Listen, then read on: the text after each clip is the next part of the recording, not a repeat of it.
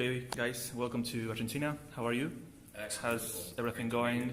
You're going to play tomorrow here for the first time, and you're going to play like 2 months after your new record is out.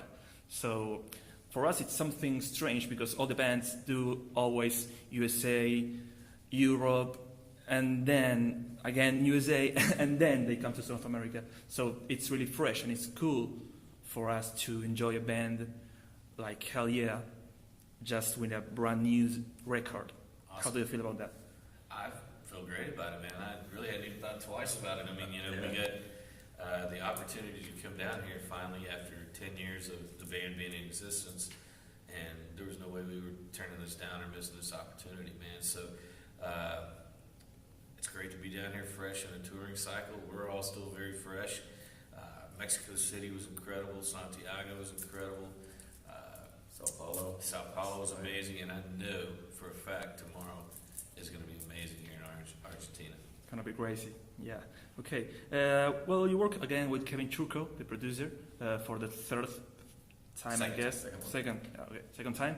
And the first time he said that he was a friend because you were like a, for him, you were like a strange band, a party band, and he had like some kind of prejudice over you. Was he a little scared? Yeah. I read that he was like that chat said that he was like scary about that. I think we were just a different kind of animal for him.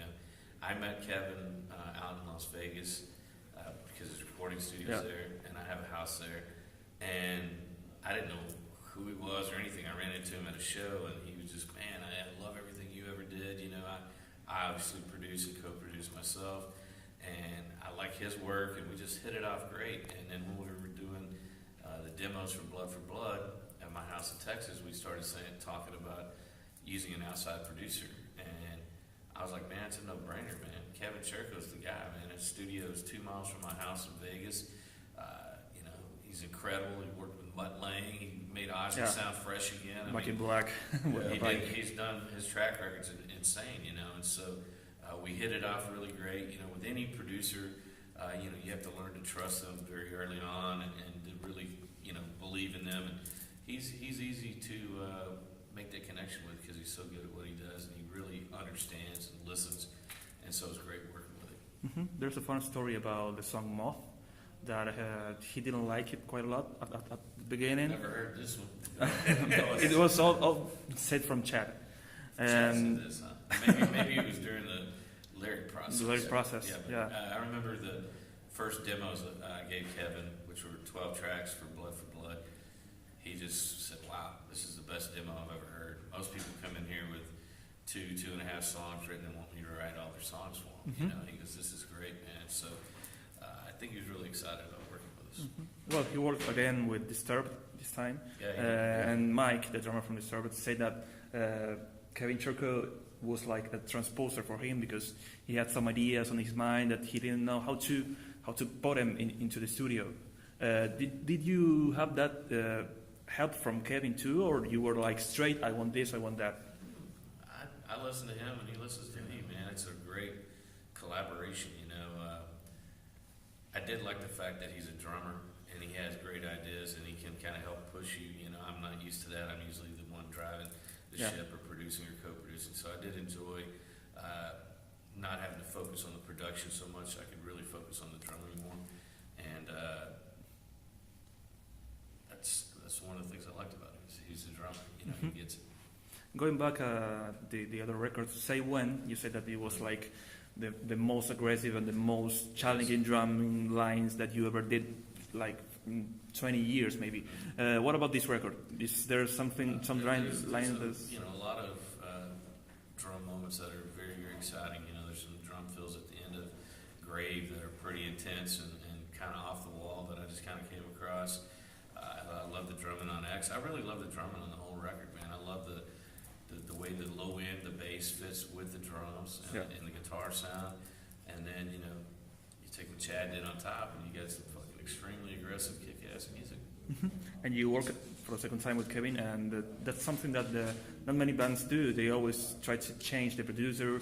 Maybe they work with this and that. And did you try with someone else in the middle, No. or it was like a straight idea? It's kind of if it ain't broke, don't fix it. You know, we worked so good together on Blood for Blood. We knew that Kevin was the guy for this record, and you know, I'm pretty sure all of us are very excited about working with him again on the next record in the future. So how do you think that this record would have been if you would produce it? Have I produced it? Well, I'm going to say it's been just as good because I believe in my skills too, you know.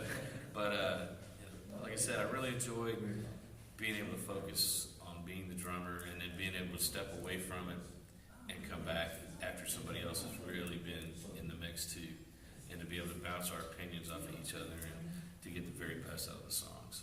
Is it hard for you to relegate that kind of role? No? I mean, I've been doing it my whole life, you know, and so I'm used to going down there playing the drums and then coming upstairs and then editing the song and going, well, that's too long, that's not long enough, we need a new part here, I'll go down and play drums, you know, I mean, to have him there and to be part of it and to hear his opinion, and then, you know, I think the most value that he brings to the table is working with Chad. He gets a vocal performance out of Chad that I just couldn't seem to get. You know, he gets the very best out of it. He pushes him, you know, really good, and he knows. In which way? How? For example? Pushes him hard. Chad comes up with an idea, and then Kevin says, you know, I think we can, that's what you want out of a producer. You want to get better. You know, you want to get the best out of you. We can go make a record and think that's the best we can do. But then you get someone on the outside who comes in, who works well, and says, why don't you try this? And then we try it, and it sounds great. And with those two, they just go head to head. Like, we leave the studio, we let them do their thing. And it's Kevin and Chad, and they go back and forth, back and forth.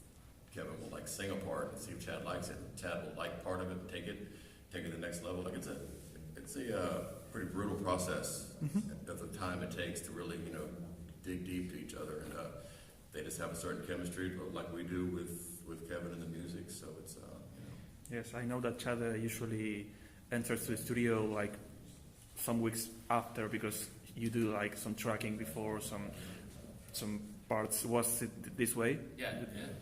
Matter of fact, you know, we got real far ahead on the music on this one. We're used to Chad being maybe a song or two behind us as we're going, and he kind of took him a while to get his juices going on this one. And Tom was really riding his ass about going, and that's where the lyrics for the song X came from. Yeah. He felt like he had a target on his back, and he felt like, okay, now I got to step up to the plate and prove myself, you know, and that's where the whole concept behind it. He was in the hole, he was behind, you know, and it was really weighing on him. It was stressing him out because we had 8-9 songs recorded, and recording the 10th and 11th, we're like, man, he hasn't even put a single lyric down yet, you know, so it was stressful for us, even more so for him. Like, he's like, I got to step up. Yeah. So it was, you know, his story is probably a lot more. It wasn't a good time for him at the beginning, but look at the end result. He wouldn't change it for anything because it brought out the very best and just the darkest and the meanest, most real, you know, lyrics that he could do. It was genuine. Yes, one of the things that you said in the previous albums was that you were doing the albums like they were the last ones that you do in your life, so you put everything there. Was it the same with this one? I think this record was probably the most desperate and aggressive one that we've done. I mean, we fucking went at it. Like I said, we finished Blood for Blood and we went, wow, that mountain's that tall, man. We got to build one taller than that to beat it. And so we really had to dig down and grab, you know, everything that we had to make a record that could surpass that. And I feel like we did that. And so the next one is going to be like, you have to surpass this, and it's going to be hard and tough. I think it's, you know, you keep making mountains that are taller and taller, and somehow you find a way to keep scaling them, you know. We did that with Pantera. You know, every time we would finish a record, it was like, oh shit, how are we going to top that? You know, oh shit, you know. So it's kind of the same way with this, and I feel a little more confident going into the next record now that Kyle and Brady are a part of it. You know, we have 2 more people that are going to be bringing a lot of ammunition to the table, you know, that are really going to help us keep building this thing and keep growing. How was for you to work with him? on this record because It's- drum and bass is gonna be he's the first bass player I've ever wanted to listen to. Usually, I always just had rhythm guitar and drums blazing in my monitor. With this band, I actually want to hear Chad. I want to hear both guitar players, and the bass is such a big part of our sound on stage, and he is so precise that it really feels like fucking Godzilla's up there when we're playing. Yeah. Were there any casting, any kind of casting between you at the first when you joined the band? Did you when you first joined the band? Were there any kind of casting or anything like that to try if you were in the same mood? It was once we made the move to remove the other two people that were bringing absolutely nothing to this band anymore. We immediately wanted one guy to play bass. It was Kyle, period. And he had toured with us with his previous band, Blood Simple, and we loved his bass playing. And luckily for us, he wasn't really doing anything, and was excited about coming on board and wanted to be a part of it. Yeah. Plus, we work together good on stage and off stage, which is just as important. You play for an hour a day, and then you have 23 hours a day to live to each other. And I won't be in a band where I don't want to wake up and see someone. To share the hotel, the band, everything. It's a bus, it's like a bus. It's a little tube with 15 people. And every day you wake up, you're going to see. I'm going to see him every day. And I'm happy. How does that feel now? It feels great. I would not be sitting in this chair if I wasn't 100% committed and dedicated and truly believed in everyone. And I'm genuinely happy to see each other every day, every week, every month. Amazing. Yeah. And one of those things that I read also in an interview was that if you kept those two people that were before in the band would have breakup. Did you ever think about, not thinking about breaking up, but did you ever get to that point?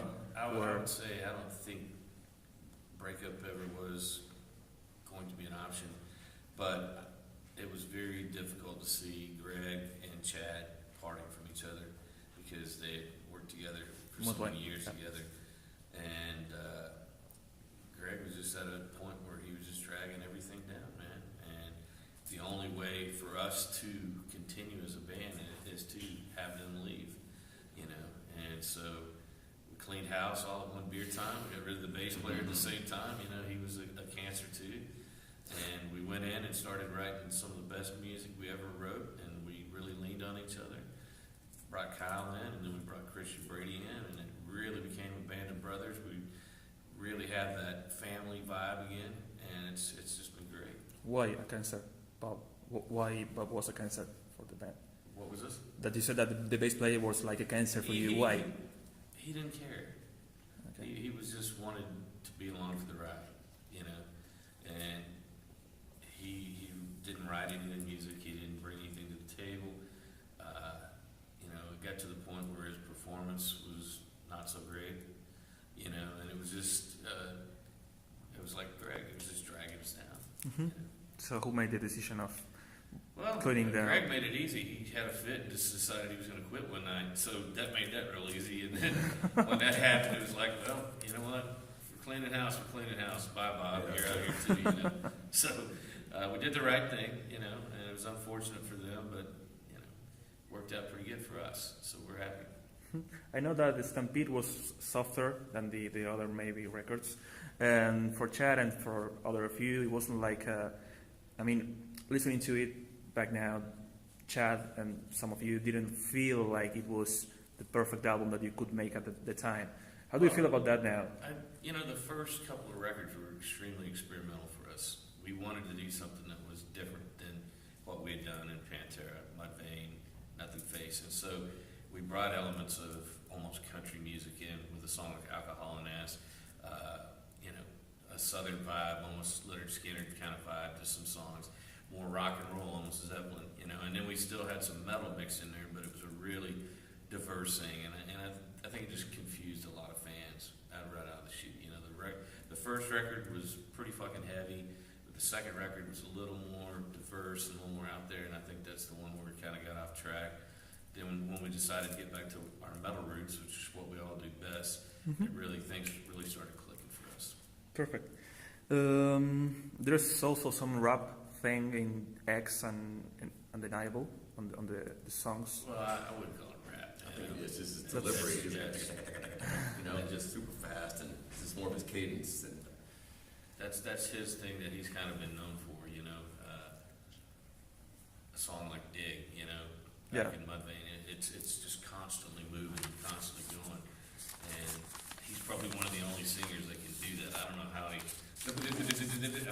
belts it out, so far as if you wanted to consider it to rap or hip hop, I don't see that at all, man. It's definitely, like he said, it's a heavy metal cadence, and he just belts it out as it goes.